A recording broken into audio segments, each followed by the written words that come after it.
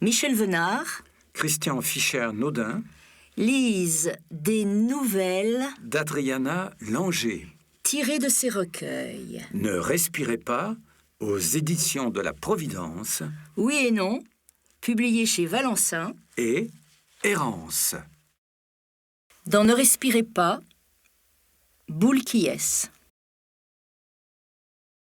Je n'arrive pas à dormir. Elle parlait fort pour qu'il l'entende. Pourquoi tu ne ferais pas comme moi? Il portait son pyjama bleu à rayures et tenait un livre à la main. Elle ne les voyait pas dépasser de ses oreilles, mais elle les savait là, nuit après nuit. Ça l'avait étonné au début, fait rire même, car il n'avait pas l'air pour autant de s'être débarrassé de ses insomnies. Ses maîtresses nocturnes avaient cependant un effet dissuasif certain. Elle lui adressait rarement la parole. Une fois qu'il les avait, après un rituel complexe introduit en lui. Signal solennel, comme celui des soldats britanniques qui se relaient à heure fixe, immuable, devant le château de Sa Majesté la Reine. Maintenant, laissez-la. Elle eut un rire gêné. Elle avait toujours pensé, en lisant Rhinocéros, qu'elle résisterait, ne céderait pas à la folie collective, que même seule, elle s'en tiendrait à ses valeurs, ses idées. Mais chaque lecteur n'entretient-il pas la même illusion? Ça fait un peu bizarre au début. Il se tourna vers elle, posa ses lunettes et son livre sur la housse de couette verte qui gisait en creux entre leurs deux corps. Mais ça aide, je t'assure. Son silence à elle n'était pas un oui, Pas un acquiescement, pas encore du moins. mais ce n'était pas un non. Oh, silence de femme, se dit-il en souriant. Et il se tourna à nouveau vers sa table de nuit, cette fois pour en prendre une paire. Elle le regardait. Il fit une démonstration du mode d'emploi devant elle, comme les hôtesses de l'air avant le décollage d'un avion. En cas de dépressurisation, en cas d'accident, etc., prenez le masque à oxygène, repérez la sortie, mettez la veste gonflable, merci de nous avoir écoutés, etc. Voici les bonbons. Mais en plus convaincant, plus présent, et agrémenté de quelques sourires pour son unique auditrice. Elle ne tendit pas la main, mais ne refusa pas non plus quand il les lui donna. Deux petites boules blanches, toutes rondes, lisses. Le contact de leur coton est un peu désagréable. Elle les malaxe, ainsi que ci-dessus indiqué. Elles sont presque aussi molles que du chewing-gum, mais elles ne collent pas. Leur température est adaptée à celle de son corps, prêt à les recevoir. Elles sont tièdes. Elle se glisse et se moule sans difficulté aux fines parois de ses oreilles externes. Elle s'adosse au rideau clos de ses tympans. Leur contact intime n'est pas tout compte fait si pénible.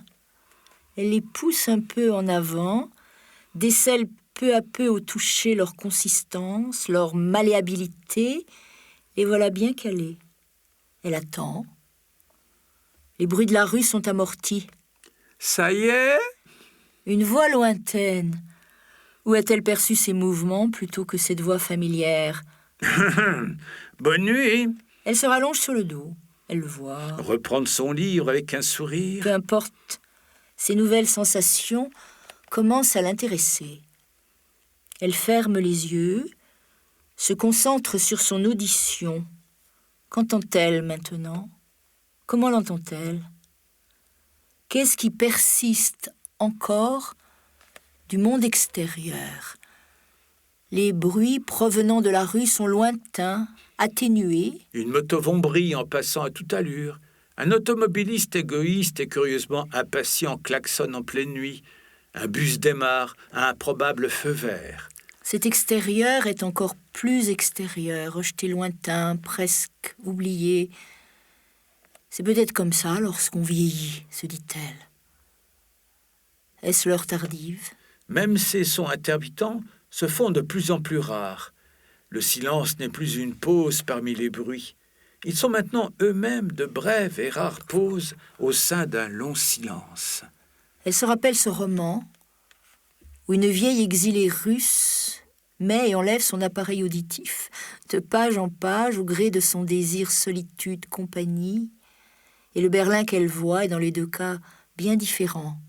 Dans un roman parallèle, C'est le Berlin d'un myope, dont les lunettes se sont cassées, qui est déformé, plongé dans une brume que l'opticien dissipera quelques jours plus tard.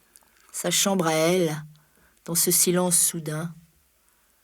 Est-ce Berlin malléable et mouvant?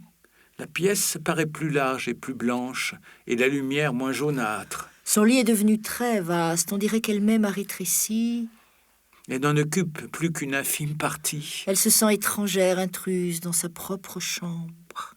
Puis, de même que les yeux s'adaptent progressivement à l'obscurité, se mettant à percevoir des objets qui leur étaient d'abord cachés. Ainsi son ouïe, une fois accoutumée au silence, le plus apparent, le plus grossier, s'affine. Tout un monde de sons infimes se dévoile. Comme un plongeur qui découvre un monde peuplé d'algues, de poissons, plantes et rochers, de couleurs et vies inconnues de lui jusque-là, dans ce qu'il ne voyait d'en haut que comme une surface étale.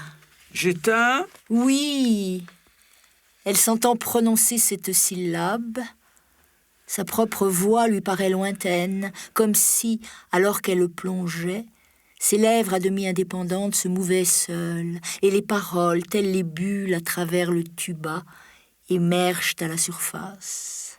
La lumière s'éteint, et cette obscurité nouvelle est un plongeon supplémentaire. Un infime bourdonnement dans ses oreilles. Le lent mouvement de sa poitrine lui permet de percevoir ce souffle presque inaudible qui va et vient. Elle respire soudain plus fort, comme pour être sûre de bien l'entendre, ce souffle, pour s'assurer de sa propre présence. Elle tousse. Ah, on dirait une explosion. Ça va? Fait une voix inquiète, faible et lointaine. Comme celle d'un vieillard dans une pièce voisine. Oui, oui, résonne sa propre voix. Dors bien! On dirait que le vieillard s'est déplacé. Il est à présent dans le couloir. C'est drôle quand même, ces boules qui est. Au début, oui, c'est vrai. Après, on s'habitue. Et le vieillard, qui a élu maintenant domicile dans la dernière pièce tout au bout du couloir, semble l'accueillir dans sa maison de retraite. Sa voix rauque, tremblotante, se veut rassurante. Certes, au début, c'est triste, on se sent seul, isolé du monde, abandonné même. Mais on s'y fait, vous verrez. Alors brusquement, comme pour punir à la fois ce sinistre vieillard et son imagination ridiculement impressionnable, elle se tourne sur le côté, vers son mur à elle. 20 mètres d'un coup. Elle vient d'écraser son oreille droite contre l'oreiller.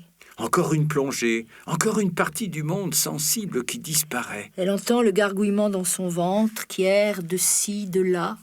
D'elle, ce ventre, ce souffle, ses pieds engourdis, ses oreilles qui, ayant tout assourdi, chuchotent en elles-mêmes. Et de lui, que reste-t-il maintenant au bout du couloir? La voix faible, le souffle presque inexistant. Il tire à lui la couette. Un signe de vie, enfin. Est-ce cela, la vieillesse? Cet éloignement progressif de tout? Ou bien est-ce la mort déjà?